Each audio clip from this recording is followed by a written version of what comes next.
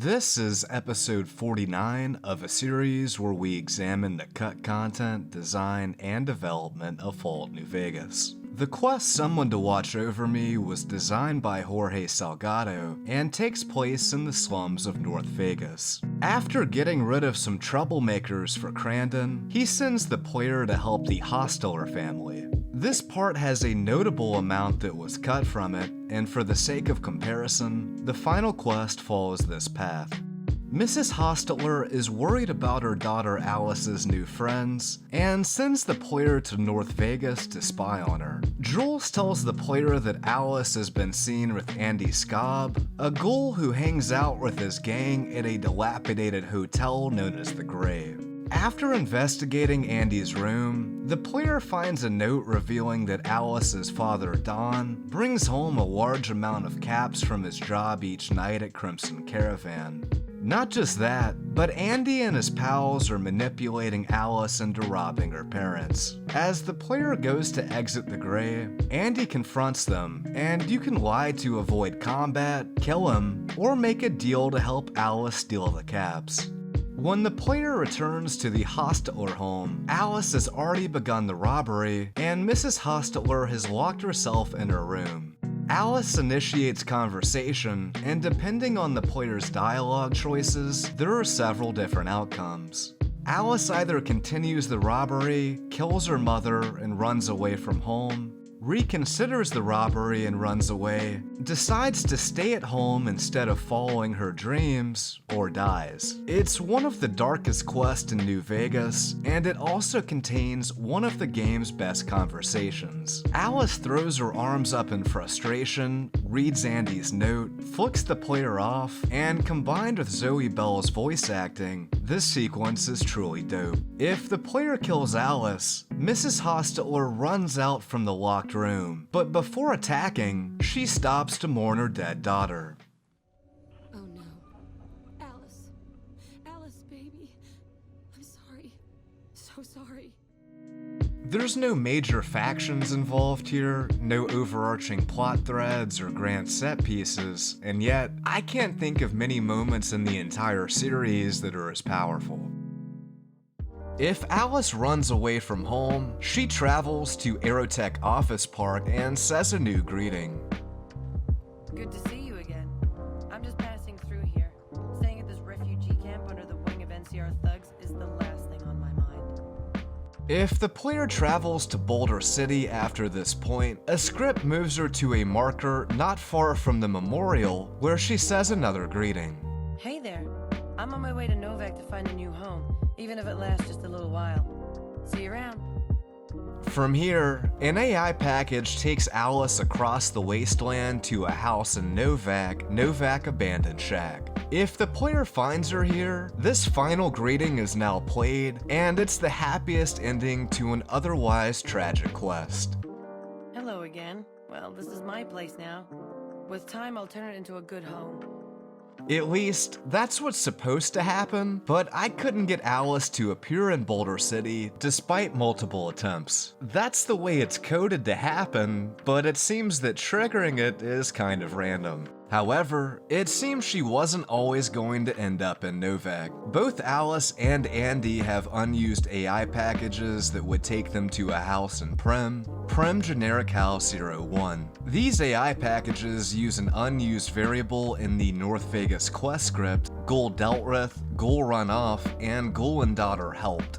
In the final game, Andy is disabled after the quest is completed. The variable and AI packages suggest there was an outcome where the player helped both Andy and Alice, then they escaped to either live or lay low together in Prem. As a result of this being cut, this house has no real significance. Stumbling across them in Prem by chance would have been a great moment. Alice also has several unused AI packages that were meant to be used inside the grave. Jules mentions that Alice has been hanging out there, but she can never be found at the location. Perhaps she once appeared there before the player started the quest. There's an unused key called Becky Hostetler Key. Mrs. Hostetler is never referred to as Becky in-game, but she is named that throughout the game files. Perhaps the caps from the quest were once going to be locked inside of a container, rather than found in Becky's inventory. It's difficult to say what else this would have been used for, as there's nothing else valuable in their house.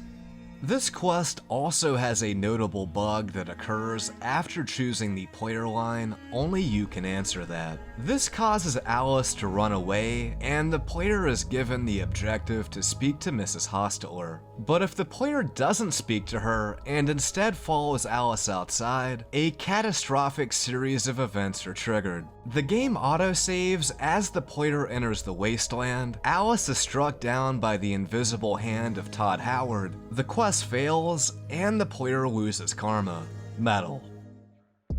Alice's father and Becky's husband Don is a bit of a mysterious character. He only has a few lines of dialogue and is only involved in a single quest, Abba Dabba Honeymoon, in which the player brings him the item mildly suspicious package from Diane, a Great Con chem dealer. However, it seems that part of Someone to Watch Over Me was once centered around him. Don has some very interesting emails at his locked terminal inside Crimson Caravan that reveal he's having an affair with his secretary, Angie Beckers. The last note reads, "I had an amazing time last night, Don. Aren't you glad I decided to stay late? Smiley face. I can't wait to do it again. XOXO Angie. P.S. I found some pre-war lingerie at the market today. I think you'll like it." Reading that last entry strangely unlocks a dialogue option with Don about his daughter, Alice. I really don't have time for this right now. This is probably the single most awkward mistake in FNV, and was almost definitely meant to say Angie. After reading the email, the player would know Don is seeing Angie, but they wouldn't automatically know he was married to Becky, as none of his dialogue mentions it. The player could learn he's married by asking Mrs. Hostetler, "You mentioned your husband works for the Caravans," which would set the Hostetler marriage variable to 1. Yes, he's an account manager for the Crimson Caravan Company. He works such long hours to provide for our daughter and me. You should speak to him if you get the chance. He's always saying how badly understaffed they are. There's also variables for the affair itself. No knowledge of Mr. Hostetler's affair, player knows about affair, player agreed not to tell Mrs. Hostetler, and player told her. Once the player knew Don was both married and having an affair, a barter check of 40 would become available. It reads, "I've got proof of what I said earlier." Don would reply and give the player 100 caps after being apparently blackmailed. This line would set the affair variable to player agreed not to tell Mrs. Hostetler. I don't want to talk about this, didn't you hear? Now get lost before I run you off the hard way. If the player told Becky instead, it presumably would have destroyed their marriage. It's difficult to speculate further, unfortunately, as nothing else remains. Angie is only ever mentioned at Don's terminal, but perhaps she would have been an actual NPC if this part of the quest had been completed. She is Don's secretary, so it would make sense for her to appear at the Crimson Caravan office. There's even a desk near Don's terminal, and I can't help but wonder if it was intended to be hers. Considering Someone to Watch Over Me can result in Alice running away or dying, maybe it was seen as too brutal to completely break the family apart on top of that. Or perhaps the idea of playing post-apocalyptic divorce lawyer just wasn't that exciting. Regardless of why it was cut, it seems there was once much more planned for the Hostetler family. These changes might have made FNV into an even better game. Ultimately though, all of this was left on the cutting room floor.